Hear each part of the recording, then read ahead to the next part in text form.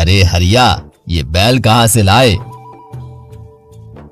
सेठ जी, आपके खेतों में काम करने के लिए लाया हूँ। ठीक है हरिया, मैं तुम्हें आज अपना वो खेत देता हूँ खेती के लिए, जिसमें आज तक कोई मायका लाल एक घास तक नहीं उगा सका है। तुम्हें उसी खेत में काम करना है और शाम तक उस खेत को उपजाऊ बनाना है। और हाँ, ध्यान रहे, दोपहर के खाने में सिर्फ आधी रोटी ही मिलेगी, इसलिए जल्दी करो।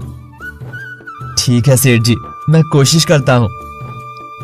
कोशिश नहीं, करना ही पड़ेगा, नहीं तो ब्याज डबल हो जाएगा, जिसे तुम तो क्या, तुम्हारी 7 पुश्तें भी नहीं चुका पाएंगी। और अगर तुमने ये कर दिखाया तो मैं तुम्हारा सारा कर्जा माफ कर दूंगा और एक बैल भी उपहार में दूंगा। हरिया डर के मारे उस बंजर खेत में बैल के साथ हल जोड़कर उस खेत को जोतने लगता है। सुबह से जब दोपहर हुई, लेकिन खेत की मिट्टी वैसी की वैसी रही। हरिया बड़ा परेशान हुआ और आसमान की तरफ देखकर बोला, मालिक, तुम तो रहम खाओ मुझ पर। अगर ये बंजर जमीन नहीं होगी तो मैं मर जाऊंगा।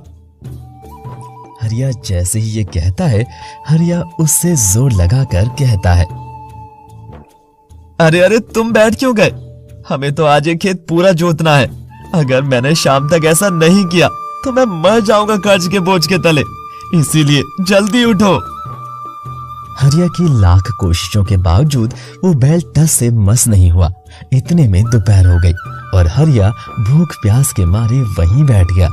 तभी सेठ के आदमी आधी रोटी लेकर आए और बोले, अरे हरिया, तूने तो इस खेत में जरा भी हल नहीं चलाया। अब देखना, सेठ तेरा कर्ज डबल कर देंगे। अब तो तू गया काम से। ये ले, आधी रोटी खा ले, क्योंकि कल से तुम्हारे गले में पानी भी नहीं उतर पाएगा कर्ज के मारे। ये कहकर सेठ के आदमी चले जाते हैं। हरिया उनकी बात सुनकर घबराने लगता है और वो आधी रोटी जल्दी से लेकर खाने लगता है। तभी वो बैल बोलता है, अरे अरे हरिया, तुम भूल गए क्या? मेरे गुरु ने क्या कहा था कि तुम जो कुछ भी कमाओगे उसमें से आधा मुझे दोगे। लेकिन मेरे पास तो ये आधी रोटी है। अगर मैंने इसे नहीं खाया तो मैं भूखा मर जाऊंगा और वो सेठ कर्ज को बढ़ा देगा, जिससे मेरी पत्नी जीते जी मर जाएगी। वो मुझे नहीं पता, और हाँ, अब मेरा आराम के लिए बोल दिया ताकि तुम इसे ना कर सको और मैं तुम पर अपना कर्ज और बढ़ा सकूं। लेकिन तुमने अपनी मेहनत से इस बंजर को उपजाऊ बना दिया, इसलिए मैं ये खेत और एक बैल तुम्हें उपहार में देता हूँ और आज से अपने सारे कर्ज के बंधनों से तुम्हें मुक्त करता हूँ। हरिया ये सब सुनकर खुशी से उसकी आंखों में आंसू आ जाते हैं और वो अपने बैल को गले लगा लेता है और उसे नमस्कार करता है।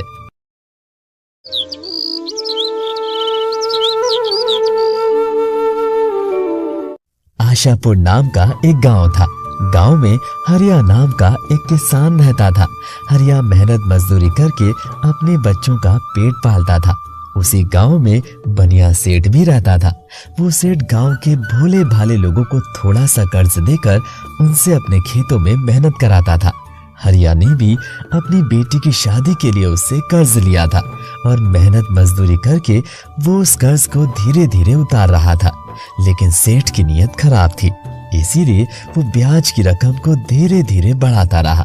और एक दिन हरिया को अपने घर बुलाकर उससे बोला, देखो हरिया, आज तक तुमने मेरा सही से ब्याज भी नहीं दे पाया है और मेरे खेतों में काम करने भी नहीं आते हो। इसीलिए 2 दिन के अंदर मेरा पूरा कर्जा उतार दो, नहीं तो तीसरे दिन से आकर खेतों में काम करो। ये रोज रोज तुमसे पैसे लेकर मैं थक गया हूँ। माई बाप, मैं आपको कर्ज के पैसे दे तो रहा हूँ ना, चाहे थोड़े थोड़े ही क्यों नहीं, पर मैं दे तो रहा हूँ। लेकिन अभी तक तुमने सिर्फ 1000 रुपए ही चुकाए हैं हरिया।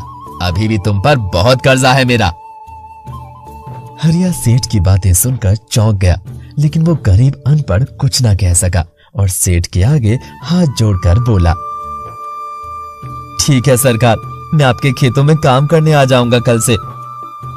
हरिया मजबूरी में हाँ तो कर देता है और वहां से अपने घर चला आता है और घर पहुंचकर उसकी पत्नी मालती उससे कहती है, क्या हुआ, इतने उदास क्यों लग रहे हो?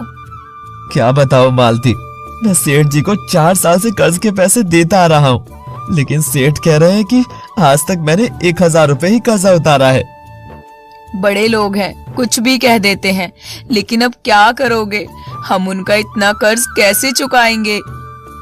मैंने कह दिया है सेठ को कि मैं उनके खेतों में खेती कर दिया करूंगा, और जब उनका कर्ज उतर जाएगा तो मुझे छोड़ दीजिएगा।